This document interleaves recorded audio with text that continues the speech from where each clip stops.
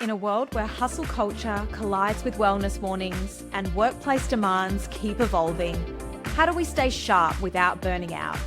How do we navigate the endless stream of wellness trends while actually getting results? This is the Work and Wellness Podcast, and I'm your host, Ange Davis. Drawing from my own journey of wins, stumbles, and honest revelations, I'll be bringing you raw, unfiltered conversations with experts and inspiring guests who've been there, lived it, and found a better way. Together, we'll cut through the noise and workshop what it really means to be well in today's workplace. No more choosing between success and sanity. No more sacrificing health for achievement. Whether you're struggling with burnout, searching for purpose, or simply ready to work smarter, not harder, you're in the right place. This is real talk about real solutions for real people. Let's get into it.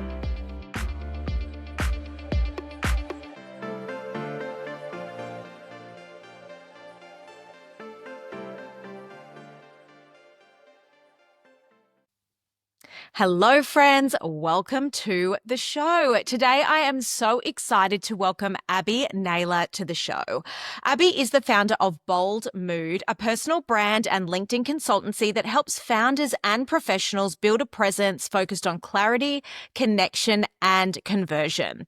With a background in marketing and recruitment and a strong interest in personal development and mindset, so we're in good hands. We're going to have a good chat today. Abbey helps people move beyond outdated LinkedIn rules and build personal brands that actually work for their lifestyle and goals without spending hours online or overthinking every post or interaction. Abbey's focus is on helping people get seen, heard, and recognized for the value that they bring to their niche. She's all about creating connections and using LinkedIn as a simple, effective tool to grow your career and business on your own terms. Welcome to the show, Abbey. Hi, Angela. Thank you so much for having me. Thank you for coming on the show. I think this is such an exciting space to be talking through today because LinkedIn can be a little bit of a minefield. And just yesterday, I was working with a client I consult with, and I said, you guys need to sort your LinkedIn profiles out because as founders, people want to come and see where you're from. And they're like, we hate LinkedIn. We don't want to go on there. So yeah. I think it's really critical to a successful career, whether you own a business or whether you're in the corporate world. But what got you started in the world of personal branding and LinkedIn strategy? Was there a moment that sort of sparked Bold Mood into existence? Yes, well, there was that aha moment. My background was in HR and recruitment, and then I pivoted to a recruitment agency, but in the marketing team. And I kind of only really knew LinkedIn as more of a job seeking tool instead of kind of like this personal branding and marketing powerhouse that it is. And when I started up my previous corporate career, I worked with a lot of recruiters that had really strong personal brands offline. And that's where they did their business development.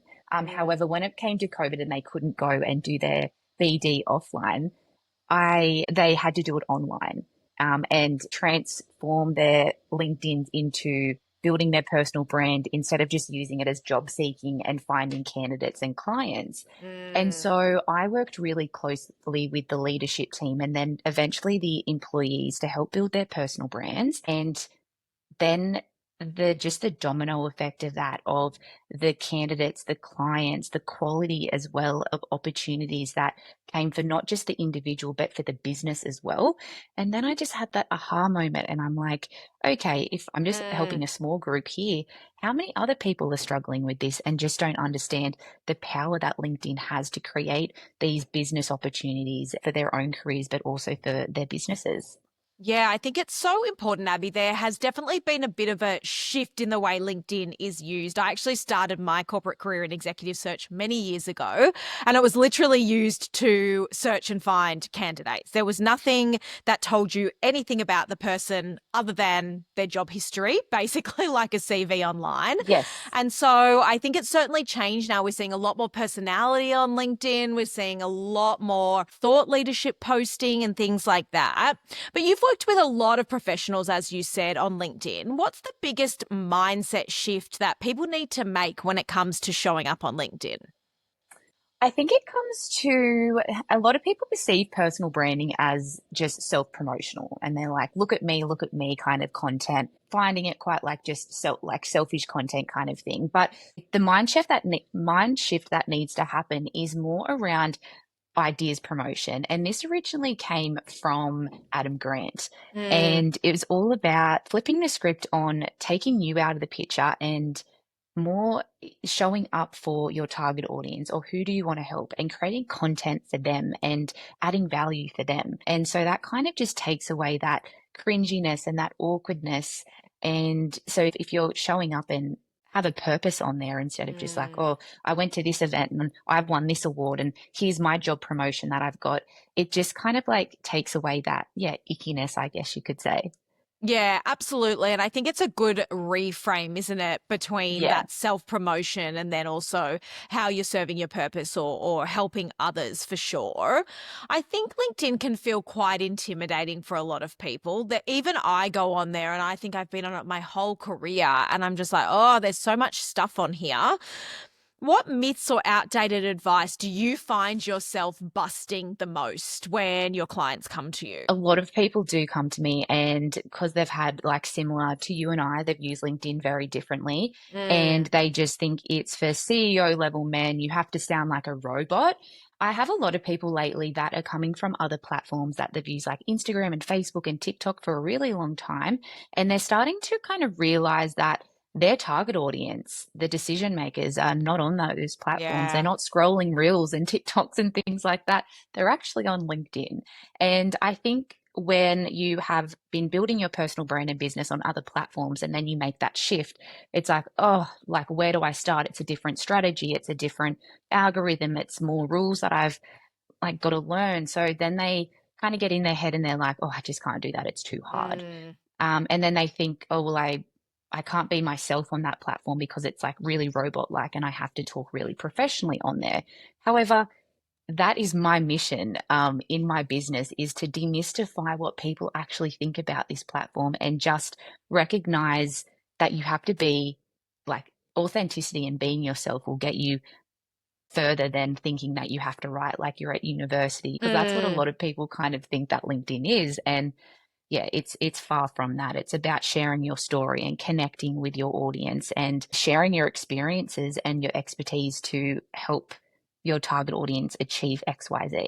I read somewhere, is this true that only 1% of people on LinkedIn are like creators of content as opposed to 60 or 70% on platforms like Instagram? Is that correct?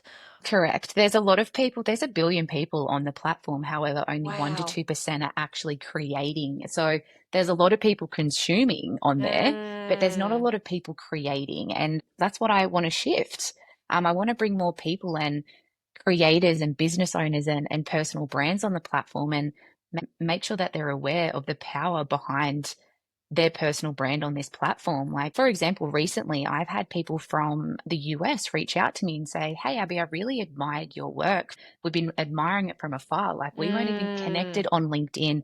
They hadn't Wow. engaged, they hadn't engaged in my work at all. However, they'd been admiring my stuff and feeling inspired by it. And then they're like, we'd love you to speak at our event in May. And just even getting referrals and things like that, because LinkedIn is a platform where it is highly visible. So when someone engages with your post on the feed, that means people can see that they've interacted Mm. with you. And so a lot of people, they might be more on the conservative side, regardless if they might work for someone else or they just prefer to engage with people privately more than publicly. And this can kind of deter a lot of people saying, oh, like my personal brand's not working on here. I'm not getting a lot of engagement. It's not moving the needle at all. And I think people give up quite easily. And Mm. you can kind of see a lot of like the gurus on LinkedIn at the moment saying like selling you fast hacks and you know what I mean, all these wins and things like that. But personal branding is a long game strategy and it's something that you have to be consistent with over a long period of time. And I'm not saying you have to wait 4 years to get opportunities at all, but it is something to be consistent with because you never know Mm. who's inspired by you and who is actually admiring you from afar. Yeah, and I think it's actually one of the great things about LinkedIn is the way the algorithm works as compared to Instagram, where it truly is based on network. So if someone engages or interacts on your post, their entire network sees that they've engaged or interacted on that. Yes. You mentioned before people are on Instagram and they come across to LinkedIn and it's a different strategy. What sort of on a top level are the differences in your strategy approach for Instagram or LinkedIn? So for LinkedIn, it's definitely more storytelling. Believe it or Mm. not, a lot of people just think it's like facts and figures and throwing educational content out there. Instagram, for example, is definitely more creative and you're like can be more in the sense of like videos and reels and like sharing messages more in that sense. But Ah. LinkedIn has a different strategy in the way people want to connect with your story. So, for example, the way that my strategy works is quite high level here, is I like to share personal stories about my transformation, my clients' transformations, their stories. So, when you share content that connects, that means people can see themselves in your story or your client Mm. stories. Then I share content that reaches new audience. So this gets new eyes on your content, and this can be more your educational stuff. So how you can improve your profile to to gain more opportunities or things like that. And then you've got your conversion post where you want to invite people to your email list or to read your newsletter or to an offer that you might have. So each piece of content has a purpose. It's not just throwing Mm. random things at the wall and hoping it sticks. What I love about LinkedIn compared to your other platforms is there's a saying. I really love this saying. It's share from the scar, not the wound. Mm.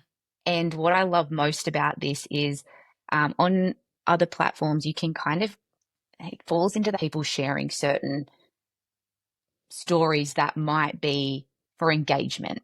Um, Mm. and instead of LinkedIn, where it's just about picking the pivotal moments of your story and sharing them intentionally. So, for example, I have a friend that's in that life coaching space, and she is in that influencer space as well. So she shares a lot about her life from the moment she kind of wakes up, from the moment that she kind of goes to sleep at night. And that's part of her personal brand because she helps people in that way as well. However, with LinkedIn and my personal brand is I'm intentional with what I share. I pick the pivotal moments out of my story and my clients' successes, and I share the parts that are actually going to move the needle and add value to someone else's life or business. So yeah, I think there's a difference in that. It's more intentional. Yeah, and I think it's so important to take a step back because sometimes I think we can get caught up either as a business owner or even as an individual in a corporate space creating your own personal brand, thinking, God, I've got to post on all of these platforms. And I know certainly when I started my business, I focused so much on Instagram and I just had a moment where I was like, why am I doing this? None of my clients are on Instagram and I'll Yeah. still post because I want to share information for free for people because I'm passionate about what I'm speaking about. But in fact, my clients are all on LinkedIn. And so actually that's where I should be investing my time. And I think it's a really important reframe when there are so many platforms out there that are vying for everyone's attention. Yeah, and look, everyone, like every platform serves its purpose. Like I still Mm. show up on my Instagram, and what I do is I filter my LinkedIn content down to Instagram. So, say if Mm. I have my LinkedIn post, I'll see if I can turn that into a reel or a carousel, or you know what I mean? That's how I kind of work my strategy, but it always starts with LinkedIn and then I filter Mm. it down. But you don't, to be visible, you don't have to be on every single platform. You just Mm. need to be where your audience is. Yeah, it's such a great tip because I think sometimes we can get caught up in just trying to be everywhere. Yeah. You really focus on bold human first branding. And I think it's such an interesting time because of the rise of AI and why I think personal brand is so important, not just if you own your own business, but also if you're in a corporate space, is because of this rise of AI. And I think the more human we can make ourselves, the better it's going to be for our careers in the long term. How can someone start bringing more of themselves into their online presence without feeling like they're oversharing? When you're first starting on LinkedIn and you're building your personal brand there. So, for example, if you're in the corporate space and you're working for someone else, I think it's really important to be transparent and have a conversation with your leader, because some people's LinkedIns and personal brand does obviously drive it, like it is connected to your workplace. So you need that transparency with your leader in the first place. And I do share this quite a bit, but personal branding doesn't mean personal life. To build a really strong presence, you don't have to share everything. Like I mentioned previously, it's about kind of what you want to be known for. So, what you want to be known for, who do you want to speak to, what do you do, or what do you do differently compared to everyone else that has a similar role than you or has a similar niche or business than you. So, like I said, there's a billion people on LinkedIn, and for you to be memorable on the platform is all about what you do differently and showing up authentically. So, what I would recommend is sitting down, get your journal out, having a bit of a think about who you help, what you want to be known for, and what you do differently in the market. And then finding the pivotal moments in your story, if that's your career story, or if that's why you started your business, or that aha moment that you got when you finished school or finished uni, or anything that's really helped you in your journey that might connect with your audience as well. So, yeah, it's not about sharing everything. It's about being intentional and sharing those moments that are going to connect with your audience. I think that's a great delineation there. How do you see the importance of personal brand playing out with the rise of AI? Look, it's getting a lot easier now to spot the AI content, AI like comments and things like that. Like people have reached out to me from third party apps for me to promote like AI tools that just like don't align with me. And you've got it. AI is great if you use it in a really strategic manner. But what a lot of people doing, they're relying on it for their conversations that they're having with their audience. One of them actually replies to comments on your behalf. Yeah, No. yeah, exactly. And you can just see when, like, for example, when people post and a dead giveaway is obviously the emojis they use, and also what they do is just repeat your post and then they copy it in the comments. I think there's a place for AI. And I think it's not where you don't just go, oh, I don't want to use that. I'm like, you can't be against it because it's going to be a big part of the way that we do business, but there is a way. So, for example, with ChatGPT, how I best use it is in a way that I use it for content ideas. I'll use it for research into my target audience, what's happening out in the market at the moment, for formatting, for example, just things like that. But what I don't do is I don't use ChatGPT as the final Yeah. the final thing. Like I use it to help me with my landing pages on my website. Just to kind of, it's more efficient, but it's not the final product. So you've got to make sure that it's in your tone of voice. It's still your personality. It just helps you. It might be more efficient in your processes. Yeah. So it's not to replace the human connection, because Yeah. I'm seeing that a lot on LinkedIn at the moment. I'm like, oh, it's a dead giveaway. And that's just like, yeah, it breaks my heart because I'm like, no, like the whole point of personal branding is connection. For And sure. it might be much more efficient in the long run, but it's going to be very detrimental to your personal brand because it's not going to be great for your reputation.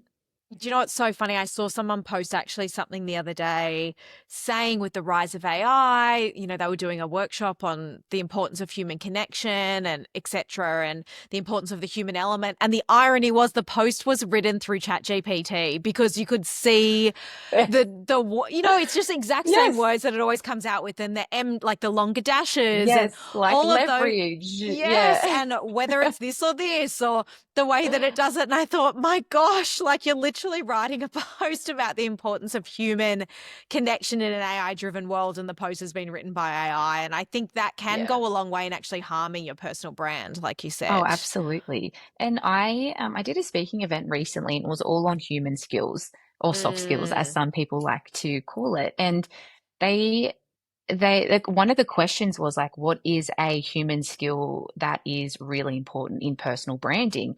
And my answer was storytelling. Because of the rise of AI and all these, yeah, AI generated content, that's why there's a shift from educational content, because if it can be Googled or ChatGPT'd, Mm, there's, you know what I mean? It's not going to get that reach or engagement on it because everyone can just Google it, yeah. or use AI for it. But what people are looking is more into your story, more into Mm. your client transformations, more taking people on that journey. So a human skill that you can develop to really amplify your personal brand, it is storytelling, because that it will go a long way, even offline, like with networking events and things like that. There's some interesting stats about when you tell a story versus when you tell a fact, and the amount that people will remember if you add a story to your stat is significantly higher. I don't want to say a percentage because I'll get it wrong, but Yeah. it's over 50% higher if you connect a story to a fact that you're sharing, that people will retain that fact, which is super interesting, I think. And, Yeah, absolutely. it's the way that we've evolved is to tell stories, right? Like that is our evolution, is telling stories. So It's I like love going back that. to basics. Yeah, Absolutely. And ChatGPT can't tell stories for you. They don't know your stories. They haven't lived your stories. exactly. Yeah. For the people who are just getting started on LinkedIn who might have a really basic profile just saying, I've worked here from this date to this date and this is my current role. They may or may not even have a photo on it. What are three simple ways that they could start building their profile and their personal brand today? So, the number one thing I always get people to start with is the clarity and foundation. So, build the foundations first. And what I mean by foundations is understanding what your goals are on LinkedIn. Is it to build your authority? Is it to build a side gig? Is it to drive more traffic to your employer you're working for? So, just understanding what you're on the platform for. And on top of that, foundations and clarity pieces, understand who you're talking to, what you Mm, want to be known for, like I mentioned previously, and what you do or what you do differently. Because what that's going to do is that's going to make you stand out from everyone else that is on LinkedIn as well. And it helps with search.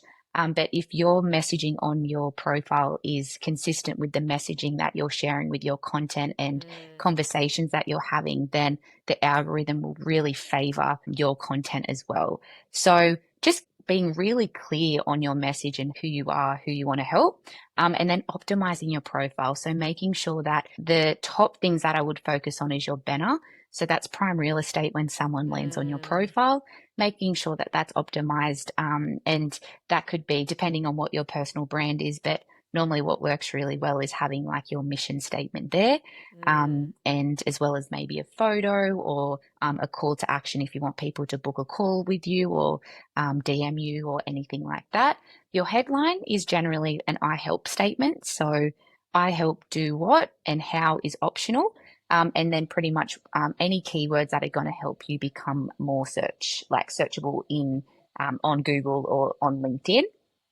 And then obviously a profile image is really mm. important. The amount of profile photos that I see, and they're like it's a photo of their wedding and they've cropped their partner So- out, or if it's like, or if it's like if it's a like an old uni photo and it's like 20 years old or something like yeah. that. So make sure that's updated. It doesn't have to be by a professional photographer. Just make sure you're up against a plain wall with natural lighting and get someone to take it on an iPhone that is like your face is in it. It's not a side profile and doesn't have to be boring, but just make sure it aligns with your personal brand. For example, mine's me laughing because Mm, that reflects who I am. And what's really important as well with your About Me section, that a lot of people just use that as a resume. However, mm, it's a really great space for you to one share a little bit about your story, but also the credibility of why people should trust you in what you do. So, what impact have you made? How many people that you've worked for? What's a pivotal moment in your career that's led you from A to B? So, kind of just mm. like it's where that storytelling component comes in again, Angela. It's about yeah, taking people on that journey from from A to B and helping them paint the solution of what you can do to help them move the needle in their career or business. Yeah, those are some great tips to get started. And I think not overwhelming either. You know, they're just a few things that people can do to their LinkedIn Yeah. profile. Hilariously, when I worked for one of the big banks, we had someone come in and take our photos, like our professional photos for the directory and LinkedIn and things like that. And he said to me, look, Dal, I know the messy hair thing might be your thing, but it's not working for me. And then he sprayed me with hairspray. And then he proceeded to say, would you like a sparkle photoshopped in your eyes? And I said, absolutely not. That is No. ridiculous. Next minute, I get the photo back and there's absolutely a sparkle photoshopped No, I would have in said my no, thank you. eyes. I'll take my own. Gosh, so funny. I was like, this is hysterical. But needless to say, I've had an update. But it was just such a funny experience. I just thought, my God, this is the ultimate catfish. If anyone meets me, this is not what I look like. I know, it doesn't have to be this, like, you know what I mean? You don't have to get a professional for it's awesome if you can, but Yeah. yeah, it just has to really be you kind of thing. No, like not false. No sparkles in the eyes. No sparkles in the eyes necessary. Oh my gosh. You create a lot of great content on both LinkedIn and Instagram. And I know a lot of people who might be trying to build their personal brand or their authority can get overwhelmed with the task of creating content. How do you stay inspired and consistently show up without getting overwhelmed and burning out on this content wheel? So what really helps me is to keep note of the conversations that you're having, and just leading an interesting life. It's in your experiences, it's in the conversations that you have with your colleagues, with your like clients, or even if it's just like at networking events. Keep note of these conversations that you're having, because that's what's going to kind of keep you inspired with like what some of the pain points that are happening out there in your industry, and how you can help them solve that problem. Even if you can't get to networking events, if you're a busy parent and balancing a side gig and everything else, it's just like being really intentional with who you're engaging with on LinkedIn. So a lot of people just think it's all about content, content, content. And what I would highly recommend is have as many conversations as you can daily. So that's where the inspiration's going to come as well with, especially if you are just starting out. So invite someone for a virtual coffee, or set yourself a goal and connect with 5 new people a day, and just kind of understand your target audience, get to understand what's happening in their world or where their pain points or challenges might be. Another thing is just to start small, because a lot of people at the start, they have a lot of motivation and they're like, yes, I'm going to post 7 days a week. And they get this like burst of like energy and motivation, but it doesn't last long because it's not your strategy. It might not, like what works for me is probably not going to work for you, Angela, for example, because we have different lifestyles and we have different goals. So you've just got to figure out with your lifestyle and your busy schedule, like, can you post 2 to 3 times a week? Can you post 5 times a week? And can you stay consistent with that over a long period of time? And it's not until that, when you can do that consistently, then you scale up. Because some weeks you're like, yes, I can fit 5 posts in, but then next week it's like, oh, I can only do 1, and then it's 2, and then it's 5. And consistency is a really big thing on LinkedIn.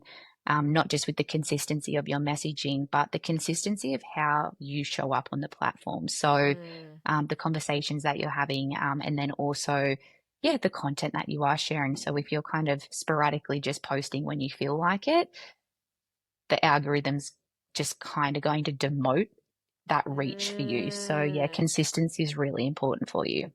And when you say consistency, does that include like the day, the time of day? Is the algorithm listening to all of that? Like, are you saying you need to do it at 7:30 Monday, Wednesday, Friday every week, and that's what it's going to reward? Or is it that detailed, the LinkedIn algorithm? Yeah, it absolutely is. However, you've just got to figure out when your audience is online. So sometimes, like, there's a lot of people that post in the morning, and I used to post in the morning, and then it wasn't until I'm like, okay, I have a lot of people from overseas now that engage with my stuff. So I started posting in the afternoons, and I got a lot more engagement. And I think it's about just finding that time that works for you. A really big creator on LinkedIn shared a post recently, and it was she posts at 7:30 a.m. before everyone else posts, because there's this myth that you need to post between 8 and 10 a.m. Right. In the mornings, but everyone else is posting at that time. So you've just got to figure out when you're like when everyone's online for you kind of things. But I do recommend when you do find that sweet spot for you, then stay consistent with that because it's not just an algorithm thing, but it's more of like the consistency with your audience. They're like, oh, okay, Abbey posts at 8:30 or 5:30. Great. Like, and they know when I'm going to post, so they know to look out for my content and things like that. So it works both ways. Oh, hilarious. I post at 7:30, not because I saw this big creator, but because I just assume people are going to be on their public transport to work at that time, like I used to be.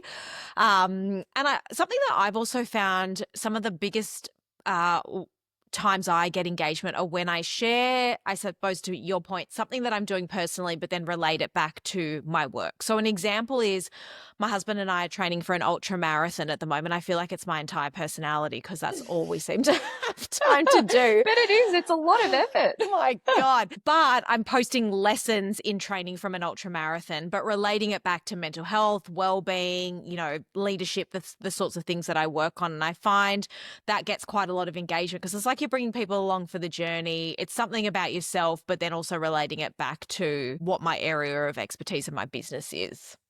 Yeah, and I like that's exactly how I create my kind of personal content is mindset's been a big focus for me for the last 12 months especially and the lessons that I'm learning and the shifts that I'm making in that journey really helps my audience as well and I like instead of just making it about yourself, it's more about, okay, then if this is, you never know who else might be on a similar journey to you. So you never know who might be on, a similar marathon journey to you and your husband. And you know what I Yeah. mean? And it's all about tying it back to your business philosophy and like your purpose on there. So, for example, with something I learned about mindset is like people do get caught in that.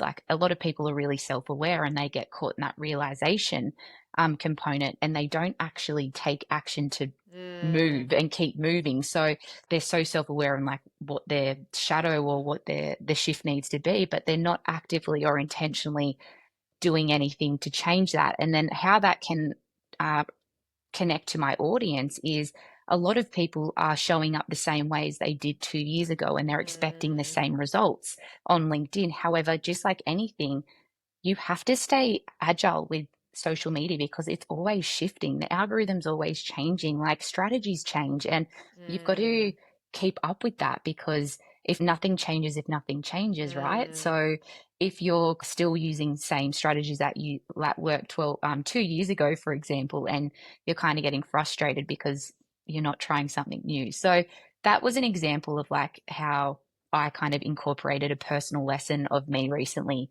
into how it might help people on LinkedIn. That's a great example. Thank you. I love that you say that you've been focusing on mindset work, and mindset is so powerful when it comes to our mental health and our well-being. And in fact, our minds are plastic; they're malleable, and we absolutely can choose a mindset. What are some other lessons that you feel like you've learned over the last year in mindset, Abby, that have really shifted the way that you operate, either in life or at work? A big one for me with mindset, probably the most recent one with you is nothing changes if nothing changes kind Mm, of thing. And I think I it's so easy to get caught up in the realizations of things or your a past narrative. For example, like you might have a belief or you might be telling yourself an old narrative that is keeping you stuck. And you can change that narrative at any mm, time. So you might be have a story in your personal life or the way that you've got brought up, and you might be kind of just utilizing that to say, oh, well, this is how I was brought up, or this is how I was taught this. And that's what's keeping you mm, stuck because you can change your story at any time. Like you don't have to be so fixed on what used to be the way to do things. Like mm, like you said, like you can change the way you do things or think things instantly. It does take intention though. So you might realize something, but the way that that shifts is through intention every day to do it differently kind of thing. So that would probably be like my biggest shift mm. recently is there's a difference between being self-aware and taking action. Absolutely. And I mean, it's the same in business, right, Abby? Like I feel like, all of there's so many courses on the rise, but the course doesn't matter if we're not taking action of whatever we're being told. And I think that's true in everything. Mm. Um, And I think as well, Angela, it's about trusting yourself. Like mm, to be in business, you have to have a lot of trust in yourself, and it mm, takes courage to show up and share your story and share your expertise. And sometimes when people at the start, people aren't clapping for you just yet, yeah. you know what I mean? And you don't get that recognition at the start. So it's just about just staying true to your values. And I break it into my success is drive, discipline, and delusion. I Yeah. feel like you have to, A healthy dose of delusion. yeah, a healthy dose of all three of those Yeah. things, because honestly, to do what we do, it does take a lot of self-belief in there. So, yeah, and I think wherever you're feeling resistance, that's normally the door to open. Yeah. So, you're not going to make those big leaps if you're just staying in that safety net all the time. So if something feels scary, then highly recommend taking that jump, because that's where the opportunity is. For sure. And I think, life isn't meant to be easy and cruisy, right? Like, I'm not diminishing the really, really big and hard things that are really tough to go through. But the moments of challenge when we are working towards something is usually, not to sound cliche, where the magic is. Yes, 100%. So you have started your own business. You're a couple of years in now.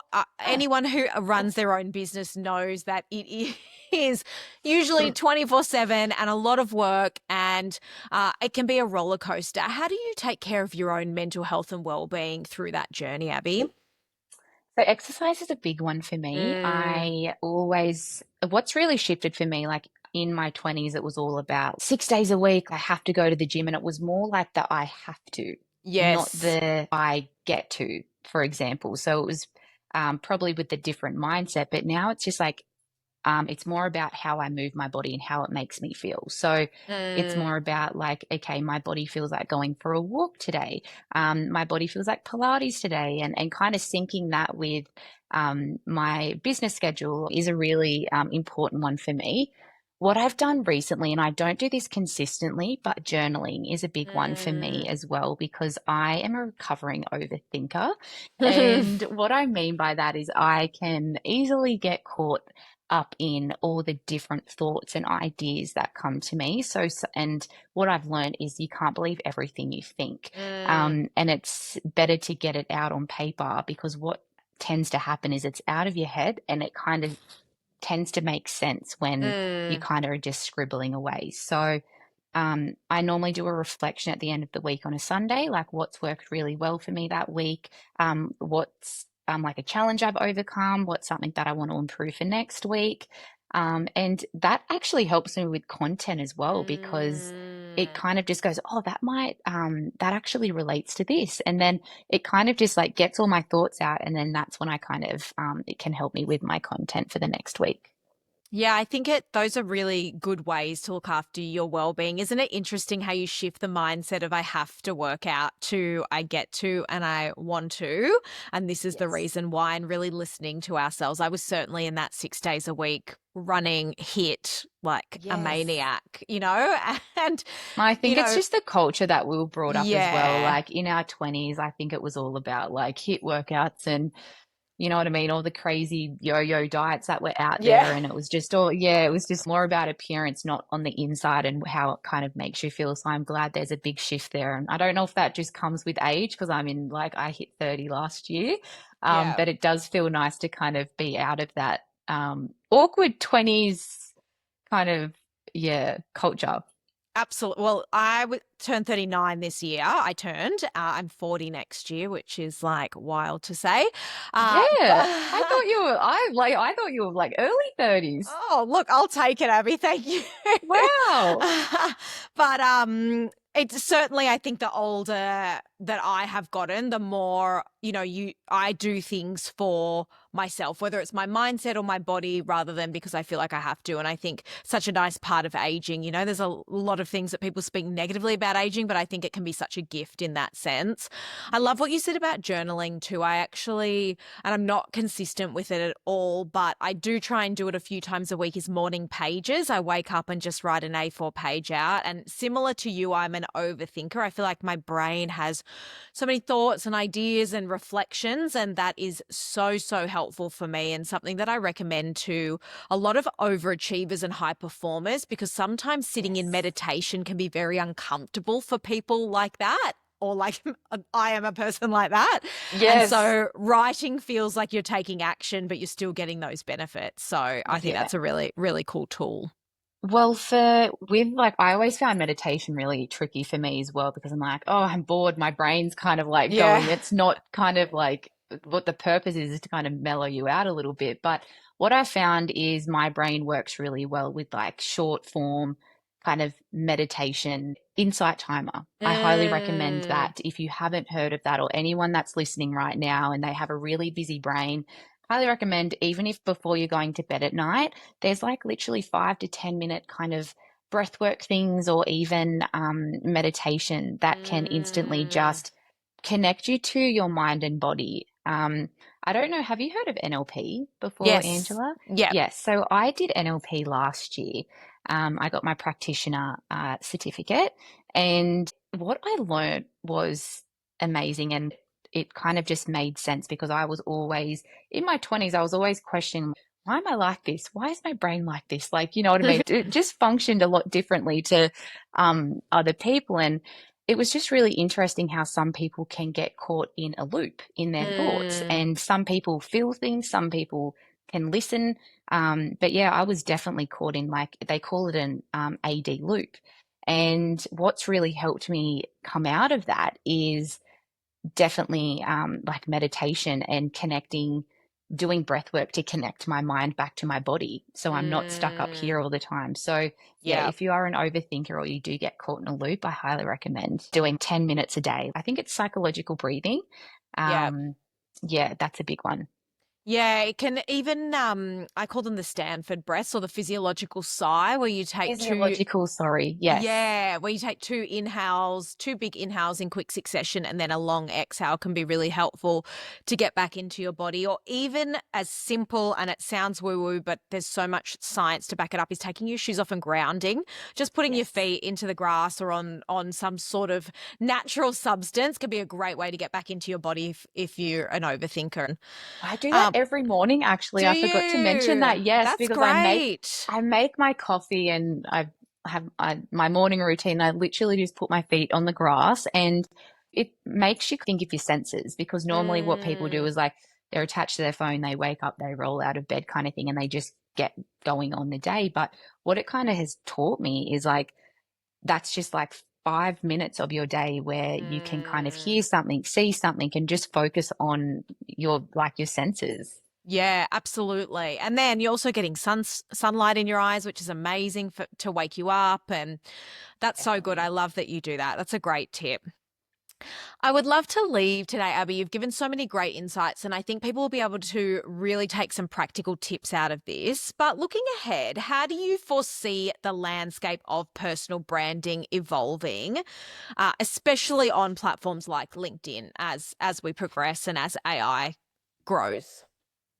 Well, I definitely think we're going towards a creator economy compared to, I think, where we were kind of raised more in an influencer economy kind of Mm. thing, but it's more about like like the founders and the creators, that's what's going to elevate and drive traffic to the company pages, if they do have it. Because, yeah, like for example, I don't know if you've heard of Brittany Saunders. Yes. Yeah. Fate Yeah, the so she fate label. Yeah. yes, so that is a perfect example of a founder-led brand, because what she does Mm. is she collabs with her business brand a lot, and what she does is she shows up authentically and she brings people along on the journey, regardless if it's positive or if it's a bit of a bump in the road. Yeah. So that's what we're moving towards. People want that authenticity. They don't want just the sunshine and roses. They just, yeah. So I think what's going to happen is a lot of leaders and founders, that's going to drive the business brand. I think that's such an interesting insight because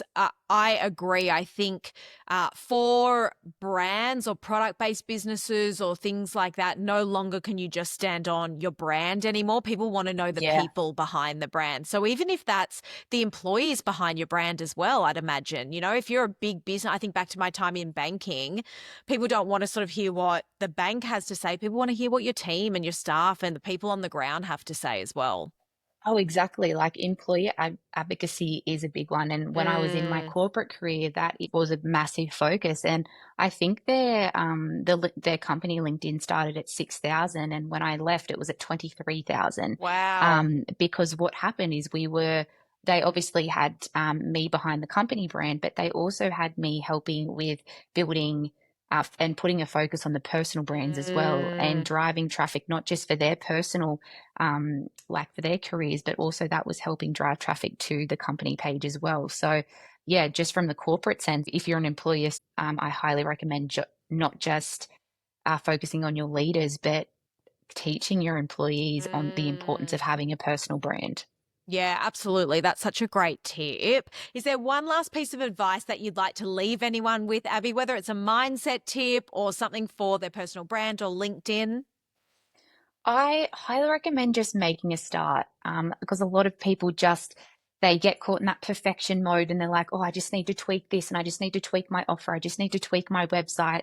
And I definitely got caught in that at the start. But there's a saying, and it's like, build the plane while you're flying it. And that's something that I've really had to lean into, because I used to get caught into that perfectionist mindset. And look, you learn by doing, you don't learn by thinking and getting caught in that realization. So just take one. I know this sounds really cliche, but just take 1% action every day. It doesn't have to be this big thing every single day. It's just like, make sure you're just putting in that effort, and that eventually compounds out over time.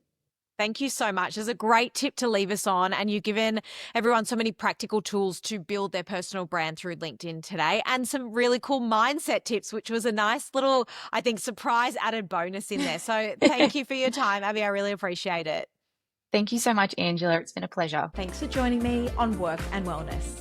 If today's episode resonated with you, remember, someone in your network might need to hear this too. Share it with a colleague or friend who could use these insights. I'd love to keep the conversation going, so find us on Instagram at Mind Your Grit, where we share daily tips and continue these discussions. And if you found value in today's episode, please take time to rate and review the show. It makes such a huge difference and helps other people discover conversations they might really need. Don't forget to hit subscribe so you never miss an episode. Each week, we're building a community of people who believe that success and well-being go hand in hand. You can find the notes, resources, and links from today's episode at mindyourgrit.com. This is Work and Wellness with Ange Davis. Your work matters, your wellness matters, and this is where it all comes together. See you next week.